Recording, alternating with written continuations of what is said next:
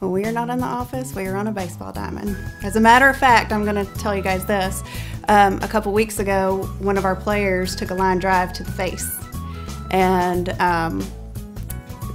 our coach ran over and says, "Well, I know you're missing a tooth." And I looked at him and I said, "But he's not missing two." And looked down, found the tooth. We were able to save the tooth, reimplanted the tooth. I called Dr. Phillips. This was a Sunday morning. I called Dr. Phillips. I said, "I have a boy with an emergency. Can you meet me what are you doing? Can you meet me at the office?" And he met us up here. He was here before we got here, met us in, got the little boy taken care of, got the tooth splinted, and we were back at the game before trophies were handed out. So it was kind of a cool thing.